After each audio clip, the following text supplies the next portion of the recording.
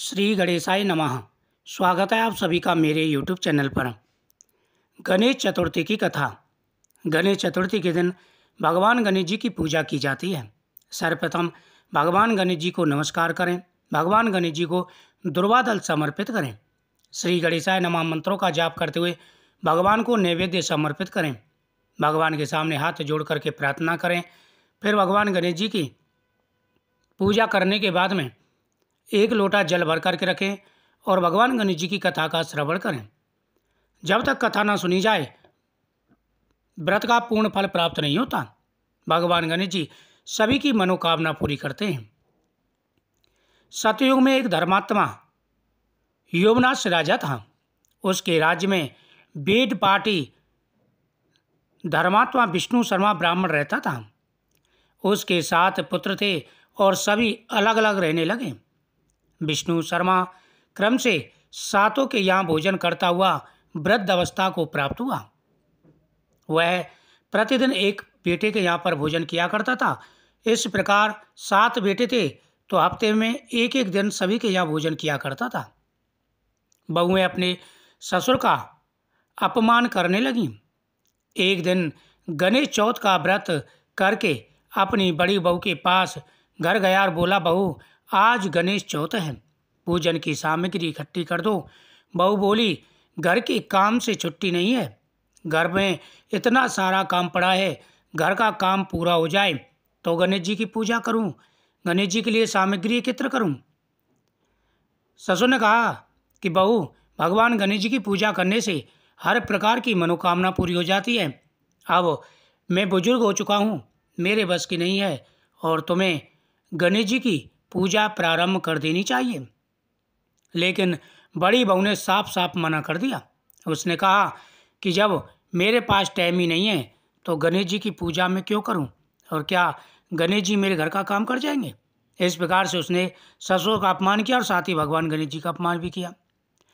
अब ससुर दूसरी बहू के पास गया और बोला कि बेटा आज गणेश चतुर्थी है, भगवान गणेश जी की पूजा करो और भगवान गणेश जी सभी की मनोकामना पूरी करते हैं।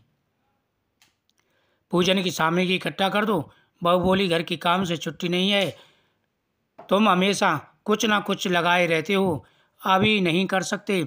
ऐसे अपमान सहते हुए अंत में वह सबसे छोटी बहू के घर गया और पूजन की सामग्री की बात कही। इस प्रकार उसने 6 बहुओं से कहा, लेकिन 6 बहुओं ने मना कर दिया। कोई भी भगवान गणेश जी की पूजा के लिए तैयार नहीं हुई।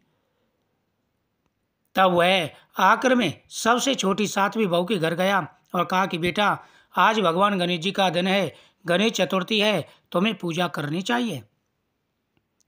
सामग्री की बात कही तो उसने कहा, आप पिताजी दुखी ना हो, मैं पूरी सामग्री तैयार कर देती हूँ।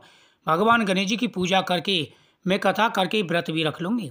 आप सिर्फ बैठ जाना पूजा में, जैसे आप कहोगे उस प्रकार से मैं भगवान गणेश जी की पूजा करूँगी। वह भिक्षा मांग करके सामान लाई। स्वयं वह अपने ससुर के लिए सामग्री इकट्ठा कर दोनों ने भक्ति पूर्वक विघ्ननाशक भगवान गणेश जी की पूजा की। छोटी बहू ने ससुर को भोजन कराया और स्वयं भूखी रह गई। आधी रात को विष्णु शर्मा को उल्टी होने लगी, दस्त होने लगे। उसने अपने ससुर के हाथ पांव धोए। सारी रात वह सेवा करती रही और जागती रही और साथ ही श्री गणेशाय नमः मंत्र का जाप करती रही। अब इस पूजा पाठ से और व्रत से भगवान गणेश प्रसन्न हो गए। जो भी सच्चे मन से भगवान की पूजा करते हैं और नियमों के अनुसार करते हैं, चलते हैं, बड़े बुजुर्गों की सेवा करते हैं, अच्छे कर्म करते हैं, भगवान हमेशा उनका साथ देते हैं। इस पूजा पाठ से भगवान गणेश जी छोटी बहू पर प्रसन्न हो गए। श्री गणेश जी की कृपा से ससुर की तबीयत ठीक हो गई और घर में चारों तरफ धन ही धन दिखाई देने लगा। और जब बाकी बहुओं ने आकर के देखा कि छोटी बहू के पास तो धन ही धन बिखरा पड़ा है, वह सभी अचंभित होकर के पूछने लगी कि तुम्हारे पास इतना सारा धन कहाँ से आया? तुम्हारे पास तो सबसे कम धन था, हम सबसे गरीब थी, लेकिन अब तो तुम्हारे पास सोना ही सोना है। छोटी बहू बोली कि ये सब भगवान गणेश जी की कृपा से हुआ है। मैंने पिताजी के कहने पर भगवान गणेश जी की पूजा की। भगवान गणेश जी ने उनकी तबीयत भी ठीक कर दी और साथ ही मेरे ऊपर भी कृपा की। जिसके ऊपर भगवान गणेश जी की कृपा हो, जीवन में आ रहे सारे कष्ट दूर हो जाते हैं, दुख दूर हो जाते हैं। व्यक्ति जीवन में हर प्रकार का सुख और वैभव प्राप्त कर लेता है। इस प्रकार से भगवान गणेश जी की पूजा करें। उसके बाद में आप भगवान गणेश जी की पूजा करने के बाद में उनको प्रसाद समर्पित करें। शाम को चंद्रमा को अर्घ्य देने के बाद में फिर आपको प्रसाद ग्रहण करना चाहिए। भगवान की आरती करें। भगवान गणेश हर प्रकार की मनोकामनाएं पूरी कर देते हैं। बोल गणपति गजानन भगवान की जय।